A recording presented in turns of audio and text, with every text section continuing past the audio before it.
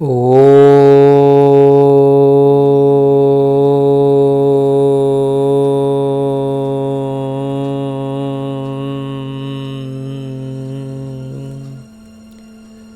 शांति।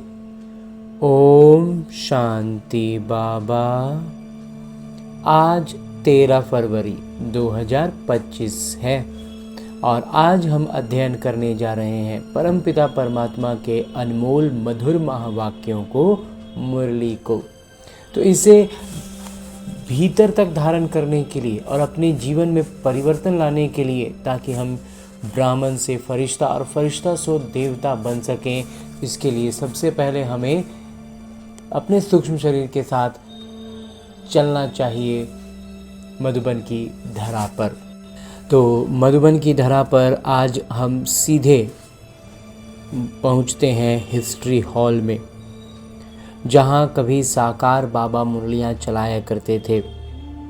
तो अपने सूक्ष्म शरीर के साथ मैं आत्मा उपस्थित हूँ परमपिता परमात्मा के सम्मुख, जहाँ मम्मा भी विराजमान हैं और उनकी उपस्थिति और उनके द्वारा जो वीणा वो बजा रही हैं, उसके मधुर धुन से पूरा वातावरण पवित्रता, प्रेम, शांति और सुख के प्रकंपनों से सुजाग हो रहा है।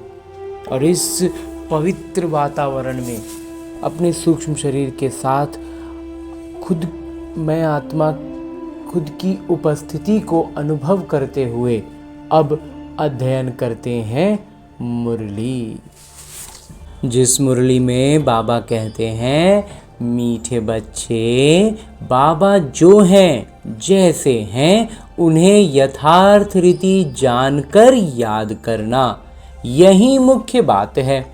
मनुष्यों को ये बात बहुत युक्ति से समझानी है। ये बात समझानी तो पड़ेगी, लेकिन बाबा कहते हैं बड़ी युक्ति से समझानी है कि बाबा जो हैं जैसे हैं उनको उसी रीति से याद करना। आगे प्रश्न रूप में बाबा कहते हैं कि पूरे विश्व के लिए कौन सी पढ़ाई है जो यहाँ ही तुम पढ़ते हो। यहाँ इस विश्वविद्यालय में हम पढ़ते हैं वो पूरे विश्व के लिए है, वो कौन सा है? उत्तर बतलाते हैं मेरे बाबा, पूरे विश्व के लिए यही पढ़ाई कि तुम सब आत्मा। पूरा विश्व के लिए बस एक पढ़ाई है, उसका मतलब जो सबसे बेसिक बात है वो है कि तुम सब आत्मा हो। आत्मा समझकर पिता को याद करो तो पावन बन जाएंगे। बस खुद को आत्मा समझना है और फिर आत्मा के पिता परम पिता परमात्मा को याद करना है। बाबा कहते हैं बस सारा पाप खत्म, कर्मातीत अवस्था को पाएंगे। बेसिक बस यही है, फिर आगे पीछे बाकी सारी बातें रह जाती हैं। पूरे विश्व का जो पिता है वो एक ही बार आते हैं सबको पावन बनाने। वही रचता और रचना का ज्ञान देते हैं, क्योंकि वही परम पिता हैं जो रचता का और रचना का ज्ञान देंगे। वो खुद अपना ज्ञान भी बताएंगे, अपना परिचय भी देंगे और उन्होंने जो रचना रची है उसका भी ज्ञान देते हैं। इसलिए वास्तव में ये एक ही विश्वविद्यालय है। ये बात बच्चों को स्पष्ट कर समझानी है। ये वास्तव में यही एक विश्वविद्यालय है जो सही मायनों में विश्व का विद्यालय है, जो पूरे विश्व के हर आत्मा के लिए उसको हम ये पढ़ा सकते हैं कि आप आत्मा हैं और आपके पिता परमपिता परमात्मा है। ये पूरे विश्व में कहीं भी चले जाएं। लेकिन और जो हम लौकिक रीति से जो कोई भी विश्वविद्यालय का नाम सुनते हैं, फलाना विश्वविद्यालय, फलाना यूनिवर्सिटी, तो वो क्या है? वो कहने को तो यूनिवर्सिटी होती है, विश्वविद्यालय होता है, लेकिन उसमें ज्ञान, उसमें जो शिक्षा दी जाती है वो लिमिटेड होती है। यहाँ बाबा कहते हैं वास्तविक अर्थों में विश्वविद्यालय यही है। ओम शांति। ये पूरे अभी वर्तमान में ये पूरे विश्व में भी फैला हुआ है ये विश्वविद्यालय, और इसमें पूरे विश्व के लायक भी शिक्षा मिल रही है। भगवानुवाच। अब ये तो रूहानी बच्चे समझते हैं कि भगवान कौन है। भारत में कोई भी यथार्थ रीति जानते नहीं। कहते भी हैं मैं जो हूँ जैसा हूँ, मुझे यथार्थ रीति कोई नहीं जानते। तुम्हारे में भी नंबरवार है, नंबरवार पुरुषार्थ अनुसार जानते हैं। भल यहाँ रहते हैं परंतु यथार्थ रीति से नहीं जानते। यथार्थ रीति जानकर और बाबा को याद करना ये बड़ी मुश्किलात है। भल बच्चे कहते हैं कि बहुत सहज है, परंतु मैं जो हूँ मुझे निरंतर पिता को याद करना है। बुद्धि में ये युक्ति रहती है। मैं आत्मा बहुत छोटा हूँ और हमारे पिता भी बिंदी छोटे हैं। आधा कल्प तो भगवान का कोई नाम भी नहीं लेते हैं, दुख में ही याद करते हैं, हे भगवान। अब भगवान कौन है ये तो कोई मनुष्य समझते नहीं। अब मनुष्यों को कैसे समझाएं, इस पर विचार सागर मंथन चलना चाहिए कि समझाएं कैसे कि मैं आत्मा बिल्कुल छोटा बिंदी हूँ और मेरे परम पिता परमात्मा भी बिल्कुल छोटे बिंदी हैं। उनको उसी रूप में याद करना है, तभी हमारे विकर्म विनाश होंगे। नाम भी लिखा हुआ है, प्रजापिता ब्रह्मा कुमारी ईश्वरीय विश्वविद्यालय। बाबा कहते हैं विचार सागर मंथन चलना चाहिए कि कैसे कैसे बच्चों को समझाएं, जो नए ज्ञान में आते हैं, जिनका भी ज्ञान स्पष्ट नहीं हो पा रहा है उनको समझाना है, या जिनको नया परिचय दे रहे हैं उनको समझाना है, तो उसके लिए मंथन चलना चाहिए। तो इसलिए बाबा कहते हैं कि नाम तो कितना स्पष्ट रूप से रखा गया, प्रजापिता ब्रह्मा कुमारी ईश्वरीय विश्वविद्यालय। इससे भी समझते नहीं कि ये रूहानी बेहद के पिता का ईश्वरीय विश्वविद्यालय है। अब क्या नाम रखें जो मनुष्य झट समझ जाए। इसमें नाम में ही तो लिख दिया गया कि ईश्वरीय विश्वविद्यालय है, फिर भी नहीं समझ रहे हैं। तो बाबा कहते हैं अब क्या नाम रखें जो सब झट समझ जाए। कैसे मनुष्यों को समझाएं कि ये विश्वविद्यालय है। विश्व से विश्वविद्यालय अक्षर निकला है, यूनिवर्स से यूनिवर्सिटी बना, तो मतलब विश्व के लिए विश्वविद्यालय। तो विश्वविद्यालय अर्थात सारा विश्व, उसका नाम रखा है विश्वविद्यालय, जिसमें सब मनुष्य पढ़ सकते हैं। ये विश्वविद्यालय इसलिए बाबा ने इसका नाम भी विश्वविद्यालय रखा ताकि हर मनुष्य, इसमें पूरा विश्व का हर एक मनुष्य पढ़ सके। तो विश्वविद्यालय के पढ़ने के लिए यूनिवर्सिटी होती है, विश्वविद्यालय होता है विश्व के हर बच्चे को पढ़ने के लिए विश्वविद्यालय। अब वास्तव में विश्वविद्यालय के लिए तो एक ही पिता, और पूरे विश्व के इस विश्वविद्यालय के लिए एक ही पिता आते हैं, उनकी ये एक ही विश्वविद्यालय है। अब ऑब्जेक्ट भी एक है, मतलब पढ़ाने के लिए जो चीज़ है वो भी एक है, ज्ञान जो देते हैं बाबा वो एक है कि हम सब आत्मा हैं। बाबा ही आकर पूरे विश्व को पावन बनाते हैं, योग सिखाते हैं, वो तो सब धर्म वालों के लिए है। तो वो जो ज्ञान बतला रहे हैं, योग सिखला रहे हैं, वो तो सब धर्म के लिए है ना। कहते हैं अपने को आत्मा समझो, पूरे सारे विश्व के पिता हैं, इनकॉर्पोरियल गॉड फादर। तो क्यों ना इनका नाम spiritual university of spiritual incorporeal God father रखें। बाबा कहते हैं एक ऐसा नाम भी रख सकते हैं ताकि बच्चे समझें।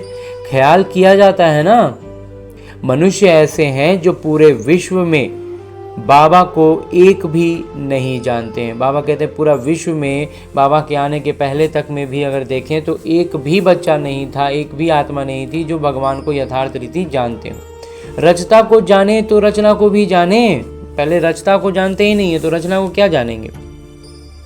रचता द्वारा ही रचना को जाना जा सकता है, जिन्होंने रचा है वही बतलाएंगे तभी समझ में आएगी बात। बाबा बच्चों को सब कुछ समझा देंगे और कोई भी जानते नहीं। ऋषि मुनि भी नेति नेति करते गए, तो बाबा कहते हैं तुमको पहले ये रचता और रचना के ज्ञान नहीं थी, अभी रचता ने समझाया है। बाबा कहते हैं मुझे सब पुकारते भी हैं कि आकर हमको सुख शांति दो, क्योंकि अभी दुख अशांति है। उनका नाम ही है दुख हरता सुख करता। वो कौन है? भगवान। वो कैसे दुख हर कर सुख देते हैं ये कोई नहीं जानते हैं। तो ऐसा स्पष्ट कर लिखें जो मनुष्य समझें कि निराकार पिता ही ये ज्ञान देते हैं। निराकार पिता जो है वही ये ज्ञान देते हैं। ये बात बाबा कहते हैं स्पष्ट करके लिखना है। ऐसे ऐसे विचार सागर मंथन करना चाहिए।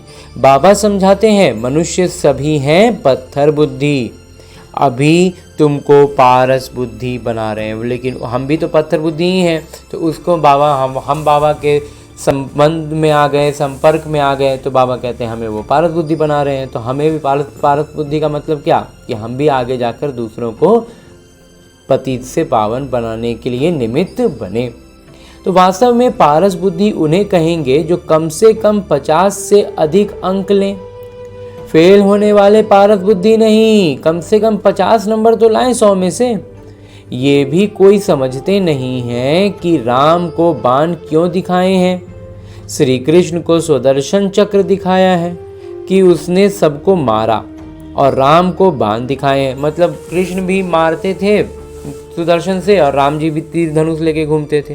तो एक खास मैगजीन निकलती है जिसमें दिखाया है श्री कृष्ण कैसे सुदर्शन चक्र से अकासुर बकासुर आदि को मारते हैं। दोनों को हिंसक बना दिया है और फिर डबल अहिंसक बना दिया है, और फिर दूसरी तरफ जब पूरा अहिंसक बना देते हैं। कहते हैं उन्हों को भी बच्चे पैदा हुए ना। अरे वो है निर्विकारी देवी देवता, वहाँ रावण राज्य है ही नहीं। इस समय रावण संप्रदाय कहा जाता है, अभी के समय को कहा जाता है रावण संप्रदाय। अभी तुम समझाते हो हम योग बल से विश्व की बादशाही लेते हैं, तो क्या योग बल से बच्चे नहीं हो सकते? जब विश्व की बादशाही योग बल से मिल सकती है तो बच्चे कैसे नहीं होंगे? वो है ही निर्विकारी दुनिया। अभी तुम शूद्र से ब्राह्मण बने हो, ऐसा अच्छी रीति समझाना है जो मनुष्य समझें, इनके पास पूरा ज्ञान है। थोड़ा भी इस बात को समझेंगे तो समझा जाएगा ये ब्राह्मण कुल का है। अगर बात को ज्ञान को पूरे ढंग से समझेंगे तो बाबा कहते हैं तब समझा जाएगा कि ये ब्राह्मण कुल का है। कोई के लिए तो झट समझ जाएंगे ये ब्राह्मण कुल का है नहीं, और कोई कोई बच्चा ऐसा है जो उसका वाद व्यवहार बातें से समझ में आ जाता है कि ब्राह्मण कुल का नहीं है। आते तो अनेक प्रकार के हैं ना। तो तुम स्पिरिचुअल यूनिवर्सिटी, आध्यात्मिक विश्वविद्यालय ऑफ, बाबा कहते हैं spiritual university of spiritual incorporeal God father लिखकर देखो क्या होता है। बाबा कहते हैं ये नाम भी एक बार लिखकर देखो कि क्या होता है। विचार सागर मंथन कर अक्षर मिलाने होते हैं। इसमें बड़ी युक्ति चाहिए लिखने की, जो मनुष्य समझे। यहाँ ये ज्ञान परम पिता परमात्मा समझाते हैं अथवा राजयोग सिखलाते हैं। ये अक्षर भी कॉमन है, सरल है। जीवन मुक्ति, डीटी सॉवरेनिटी इन सेकंड, क्षण में जीवन मुक्ति। ऐसे ऐसे अक्षर हों जो मनुष्यों की बुद्धि में बैठे। ब्रह्मा द्वारा विष्णुपुरी की स्थापना होती है। मन मना भव का अर्थ है। बाबा और वर्षे को याद करो। तुम हो ब्रह्मा मुख वंशावली ब्राह्मण, कुलभूषण स्वदर्शन चक्रधारी। अब वो तो स्वदर्शन चक्र विष्णु को दिखाते हैं, श्री कृष्ण को भी 4 भुजाएं दिखाते हैं। अब उनको 4 भुजाएं हो कैसे सकती? बाबा कितना अच्छी रीति समझाते हैं। बच्चों को बड़ा विशाल बुद्धि, पारस बुद्धि बनना है। सतयुग में यथा राजा रानी तथा प्रजा पारस बुद्धि कहेंगे ना। वो है पारस दुनिया, ये है पत्थरों की दुनिया। तुमको ये ज्ञान मिलती है मनुष्य से देवता बनने की। तुम अपना राज्य श्रीमत पर फिर से स्थापन कर रहे हो। बाबा हमको युक्ति बतलाते हैं कि राजा महाराजा कैसे बन सकते हो। तुम्हारी बुद्धि में ये ज्ञान भर जाता है औरों को समझाने के लिए। कैसे कैसे समझाना है ना। जब बाबा का ज्ञान पूरा बुद्धि में भर जाता है तो समझाने की युक्तियाँ भी एक से एक आती हैं, और जब समझाने में लगते हैं तो और मंथन चलने लगता है। बाबा कहते हैं गोले पर समझाना भी बड़ा सहज है। इस समय जनसंख्या देखो कितनी है, सतयुग में कितने थोड़े होते हैं, संगम तो है ना, ब्राह्मण तो थोड़े होंगे ना, ब्राह्मणों का युग ही छोटा है, ब्राह्मणों के बाद हैं देवताएं, फिर वृद्धि को पाते हैं। बाजोली होती है ना तो सीढ़ी के चित्र के साथ विराट रूप भी होगा तो समझाने में स्पष्ट होगा। बाबा कहते हैं सब तरह का चित्र रहे तो समझाने में और सहज होगा, सरल होगा। जो तुम्हारे कुल के होंगे उनकी बुद्धि में रचता और रचना के ज्ञान सहज ही बैठ जाएगी। उनकी शक्ल से भी मालूम पड़ जाता है कि ये हमारे कुल का है या नहीं। अगर नहीं होगा तो तवाई की तरह सुनेगा। जो समझू होगा वो ध्यान से सुनेगा। एक होता है बस हम किसी तरह फंस गए टाइप का, सुन ले रहे हैं, जैसे ही निकले बस सारा बात निकल गया। और कोई होता है जिसको रुचि आने लगती है बात में, समझना चाहता है, सुनने में उत्सुकता से सुनता है, उसी से मालूम चलता है कि ये कुल का है या नहीं। एक बार किसी को पूरा तीर लगा तो फिर आते रहेंगे। कोई प्रश्न पूछेंगे और कोई अच्छा फूल होगा तो रोज आप ही आकर पूरा समझकर चला जाएगा। जब बाबा की मुरली से जब उसको प्रश्नों के उत्तर मिलने लगेंगे तो फिर बाबा कहते हैं प्रश्न पूछेंगे, अच्छा फूल होगा तो रोज आप ही आएगा और पूरा समझकर चला भी जाएगा। चित्रों से तो कोई भी समझ सकते हैं। ये तो बरोबर देवी देवता धर्म की स्थापना बाबा कर रहे हैं। कोई ना पूछते भी आप ही समझते रहे। और कोई होते हैं ना जो बोलेंगे नहीं हमको मत समझाइए, हम अपने से देख रहे हैं, हम समझ रहे हैं। कोई तो बहुत पूछते रहेंगे, समझेंगे कुछ भी नहीं। और कुछ हैं जो पूछेंगे दुनिया भर का सवाल और समझेंगे कुछ भी नहीं, फिर समझाना होता है। हंगामा तो करना नहीं है। बाबा कहते हैं कि हमें बिल्कुल शांत अवस्था में पहले, क्योंकि ज्ञान देना है, ज्ञान समझानी है, लेकिन अपनी अवस्था का विशेष ख्याल रखना है कि हमारी अवस्था, हमारी चाल चलन चेहरे से बाबा झलकें। ये बात हमारी बुद्धि में रहनी चाहिए। किसी को बताने में, उसकी बातों में, उसके सवालों में उलझ कर अपनी स्थिति को बिल्कुल बिगाड़ना नहीं है। इसलिए बाबा कहते हैं हंगामा तो करना नहीं है। फिर कहेंगे ईश्वर तुम्हारी रक्षा भी नहीं करते हैं। अब वो रक्षा क्या करते हैं सो तुम जानते हो। वो लौकिक रीति से समझ रहे हैं और हमें बाबा अलौकिक रीति से रक्षा कर रहे हैं। तो कर्मों का हिसाब किताब तो हर एक का अपना चुकतुक करना है। ऐसे बहुत हैं, तबीयत खराब होती है तो कहते हैं रक्षा करो। बाबा कहते हैं हम तो आते हैं पतितों को पावन बनाने, वो धंधा तुम भी सीखो।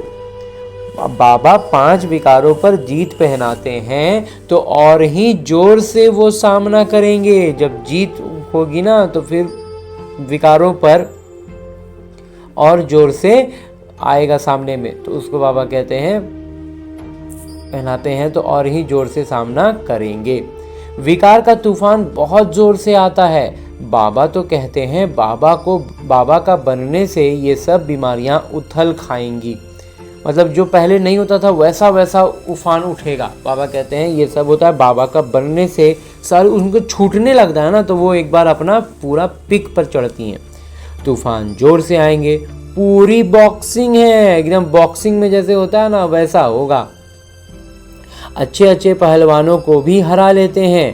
कहते हैं ना चाहते भी कुदृष्टि हो जाती है, ना चाहते भी कुदृष्टि हो जाती है। रजिस्टर खराब हो जाएगा। कुदृष्टि वालों से बात नहीं करनी चाहिए। बाबा सभी सेंटर्स के बच्चों को समझा रहे हैं कि कुदृष्टि वाले बहुत ढेर हैं। नाम लेने से और ही ट्रेटर बन जाएंगे और ही धोखेबाज हो जाएंगे। इसलिए बाबा कहते हैं नाम बाबा नहीं ले रहे हैं, लेकिन सभी सेंटर्स वालों को बाबा यहाँ विशेष तौर पर समझा रहे हैं कि कुदृष्टि वाले बहुत ढेर हैं, उनसे बचना है। कुदृष्टि वाले से बात नहीं करनी चाहिए। अपनी सत्यानाश करने वाले उल्टे काम करने लग पड़ते हैं। काम विकार नाक से पकड़ लेता है, माया छोड़ती नहीं है। कुकर्म, कुदृष्टि, कुवचन निकल पड़ते हैं, कुचलन हो पड़ती है। इसलिए बहुत बहुत सावधान रहना है। बाबा आज सभी सेंटर्स पर बोल रहे हैं कि इस बात का सबको बहुत ध्यान रखना है कि किसी भी बच्चे का दृष्टि अगर कूद दिख रहा है तो उससे बात नहीं करनी है, उसको मतलब बाहर करना है। तुम बच्चे जब प्रदर्शनी आदि करते हो तो ऐसी युक्ति रचो जो कोई भी सहज समझ सके। ये गीता ज्ञान स्वयं बाबा पढ़ा रहे हैं, इसमें कोई शास्त्र आदि की बात नहीं है। ये तो पढ़ाई है, किताब गीता तो यहाँ है नहीं। वो जो लिखा हुआ गीता पुराना हम लोग जानते हैं भक्ति मार्ग वाला, बाबा कहते हैं वो तो यहाँ है नहीं। बाबा पढ़ाते हैं तो किताब थोड़े ही हाथ में उठाते हैं। जब भगवान हमको पढ़ाते हैं तो हाथ में किताब लेके थोड़ी पढ़ाते हैं। फिर ये गीता नाम कहाँ से आया?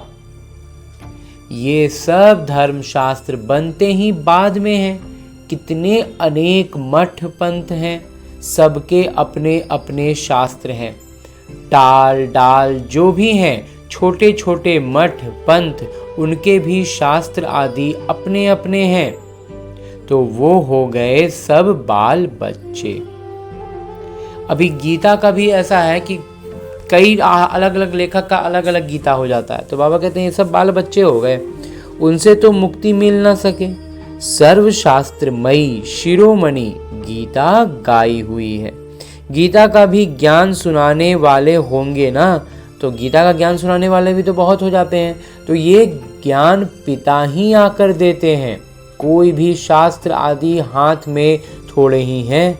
मैं भी शास्त्र नहीं पढ़ा हूँ, तुमको भी नहीं पढ़ाते ना। बाबा ने खुद कोई शास्त्र पढ़ा, वो हम मनुष्यों द्वारा लिखा गया शास्त्र क्यों पढ़ेंगे? और हमें भी कहते हैं कि पढ़ने की ज़रूरत नहीं है। वो सीखते हैं, सिखलाते हैं।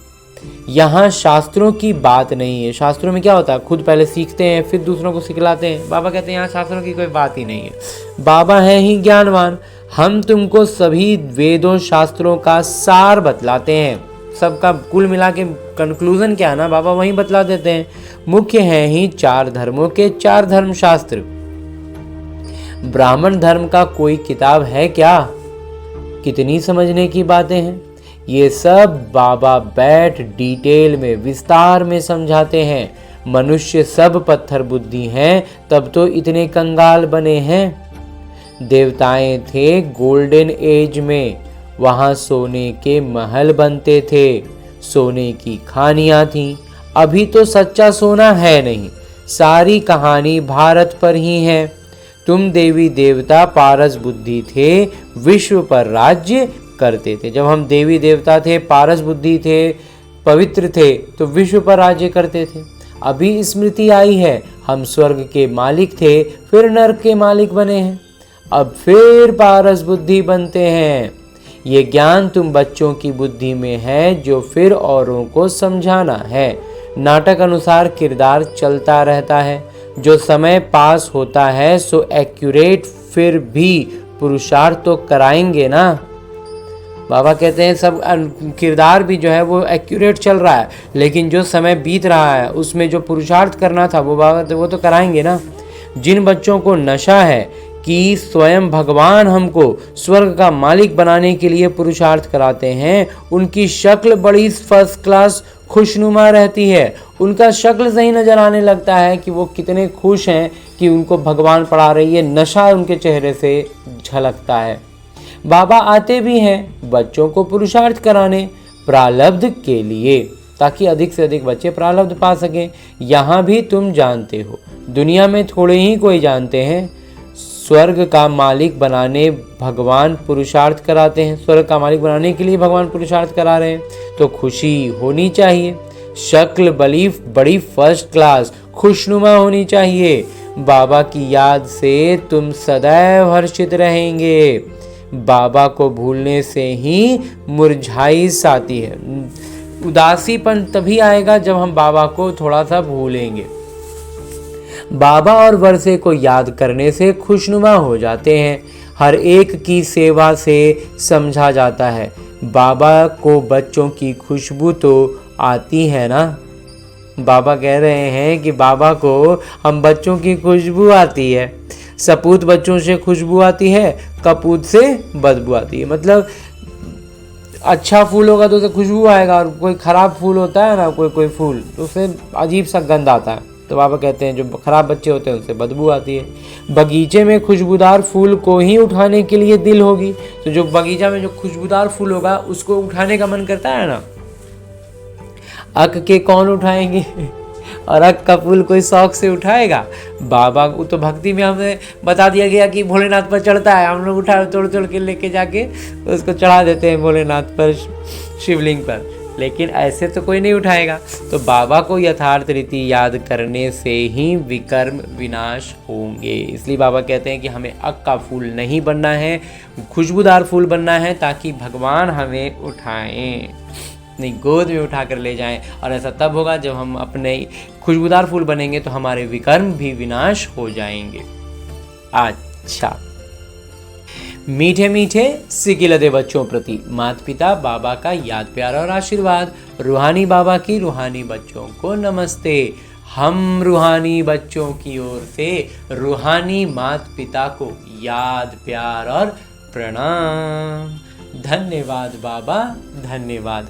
मुरली के लिए भी धन्यवाद, और इस अनूठे अलौकिक ब्राह्मण जीवन के लिए भी बहुत बहुत बहुत धन्यवाद बाबा, बहुत धन्यवाद।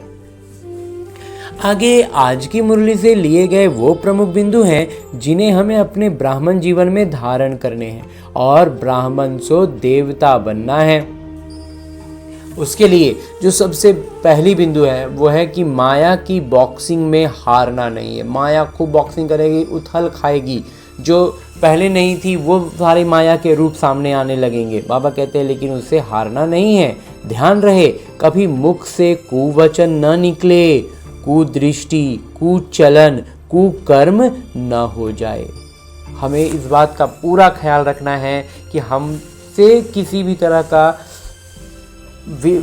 विकारी बात ना हो, हमारी दृष्टि में विकार ना आए, हमारी चलन में, हमारे वचन में, हमारे कर्म में किसी में भी विकार ना हो, कुकर्म ना हो। दूसरा बिंदु है कि फर्स्ट क्लास खुशबूदार फूल बनना है। नशा रहे कि स्वयं भगवान हमको पढ़ाते हैं। बाबा की याद में रह सदैव हर्षित रहना है, कभी मुरझाना नहीं है। कभी भी अगर हल्का सा भी मुरझाहट आने लगे, हल्का सा भी खुशी में कमी महसूस हो कि अरे खुश कम लग रहे हैं, तो समझ जाइए कि बाबा की याद में कमी हो गई है। तुरंत बाबा की याद में एकदम खुश हो जाना है, क्योंकि हमें भगवान मिले और रोज़ हमें पढ़ाते हैं। हम भगवान के इतना करीब हैं तो हमें दुखी होने की बिल्कुल ज़रूरत नहीं है। मतलब ये दुखी होना मतलब भगवान के हम करीब आए हैं, इस बात को कहीं ना कहीं हम इनकार कर रहे हैं, उस बात को अस्वीकार कर रहे हैं, तब तो हम दुखी हो जा रहे हैं ना। तो भगवान के रहते हम माया के अधीन हो जाएं? बिल्कुल नहीं।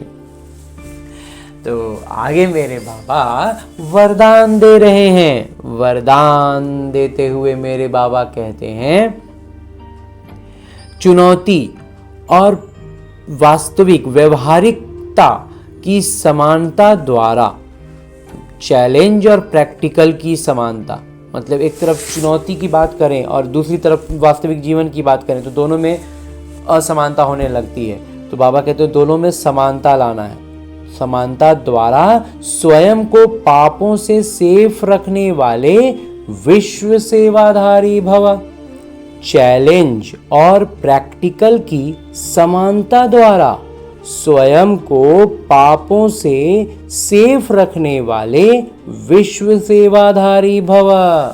बाबा जबरदस्त वरदान दे रहे हैं कि एक तरफ चुनौती और दूसरी तरफ व्यवहारिक जीवन की छोटी बड़ी बातें, तो उन दोनों के बीच समानता। और जब ये समानता की स्थिति में हम रहेंगे तो हम स्वयं को पापों से सुरक्षित रखने वाले विश्व सेवाधारी होंगे। हाँ जी बाबा। आगे विस्तार में बाबा बतलाते हैं कि आप बच्चे जो चुनौती करते हो, उस चुनौती और वास्तविक जीवन में समानता हो। एक तरफ चुनौती कर रहे हैं कि हम एकदम बहुत अचल अडोल अवस्था में हैं और जीवन में छोटी बड़ी परिस्थिति आ गई और हम हिल गए, तो ये हो गया कि हम समान बात नहीं है। चुनौती की तरफ जब हम मुख से मतलब एक तरह से कहें तो कह रहे हैं तो हम कुछ और अवस्था में हैं, जब प्रैक्टिकल में आ रहा है तो कुछ और हो रहा है। तो व्यवहारिकता में, प्रैक्टिकल में और जो हम चैलेंज में दे रहे हैं, जो चुनौती कह रहे हैं, दोनों में समानता हो, नहीं तो पुण्य आत्मा के बजाय बोझ वाली आत्मा बन जाएंगे। इसलिए व्यवहारिकता में जब आए उस समय अपने पुरुषार्थ का असर दिखलाना है। इस पाप और पुण्य की गति को जानकर स्वयं को सुरक्षित रखो, क्योंकि संकल्प में भी किसी भी विकार की कमजोरी, व्यर्थ बोल, व्यर्थ भावना, घृणा व ईर्ष्या की भावना पाप के खाते को बढ़ाती है।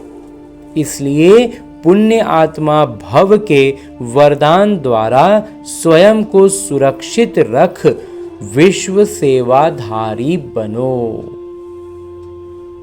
बाबा कह रहे हैं कि इस पाप और पुण्य की गति को जानकर स्वयं को सुरक्षित रखो, क्योंकि संकल्प में भी किसी भी विकार की कमजोरी, व्यर्थ बोल, व्यर्थ भावना, घृणा व ईर्ष्या की भावना पाप के खाते को बढ़ाती है। इसलिए पुण्य आत्मा भव के वरदान द्वारा स्वयं को सुरक्षित रख विश्व सेवाधारी बनो। अंजी बाबा, संगठित रूप में एक मत एक रस स्थिति का अनुभव कराओ। जब संगठित रूप में कहीं पर जाएं तो बाबा कहते हैं एक मत एक रस स्थिति का उनको अनुभव कराओ। हाँ जी बाबा। और अंत में स्लोगन है, मुरली का उपदेश है, पवित्रता की क्षमा चारों ओर जलाओ तो बाबा को सहज देख सकेंगे। बाबा की प्रत्यक्षता इतने खुद को भी कर पाएंगे, खुद भी कर पाएंगे और दूसरों को भी करवा पाएंगे जब हम, बाबा कहते हैं, पवित्रता की क्षमा जो है वो चारों तरफ जला दें। तो जब पूरा माहौल हम पवित्रता का बना लें, सभी ब्राह्मण बच्चे, तो बाबा तो स्वाभाविक तौर पर झलकेंगे ना।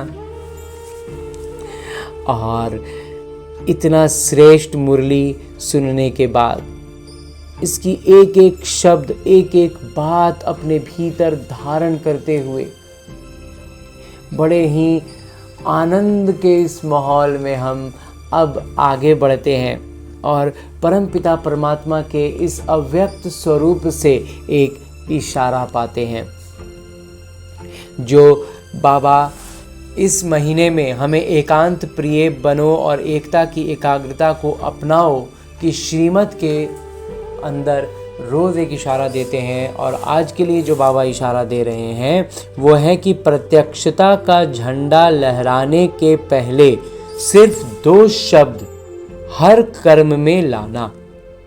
एक, सर्व संबंध, संपर्क में आपस में एकता। पहला है कि सर्व संबंध और संपर्क में आपस में एकता हो, जितने भी संबंध संपर्क में हो वो सब एक मत हो, एकता में हो। अनेक संस्कार होते अनेकता में एकता, और दृढ़ता यही सफलता का साधन है। और दूसरा हो गया दृढ़ता, बाबा कहते हैं यही हो गया सफलता का साधन। कभी कभी एकता हिल जाती है, ये करें तो मैं करूं, नहीं। आपका स्लोगन है, स्व परिवर्तन से विश्व परिवर्तन, विश्व परिवर्तन से स्व परिवर्तन नहीं। हाँ जी बाबा। अभी कल के मुरली में भी आपने कहा ना कि दूसरों का परिवर्तन का सोचना भी नहीं है, स्वयं का परिवर्तन कर लिए, मतलब अपना पूरा पुरुषार्थ में हम आगे रह गए। उन पर प्रभाव पड़ना नहीं होना, क्या होना, वो बिल्कुल अलग बातें हो गई। लेकिन दूसरों को परिवर्तन करना मतलब स्वयं को परिवर्तन करना। तो इसलिए दूसरों के परिवर्तन के बारे में हमें सोचना भी नहीं है। अच्छा, तो इतना श्रेष्ठ अव्यक्त इशारा भी हमने ले लिया। अब हम लौटते हैं अपने स्थूल शरीर में। जो अभी एक किरदार के अंतर्गत जीवन को जी रहा है। तो ये जीवन क्या है? बस एक अभ्यास पुस्तिका है जिसमें आने वाली हर छोटी बड़ी परिस्थिति एक प्रश्न के रूप में आई है।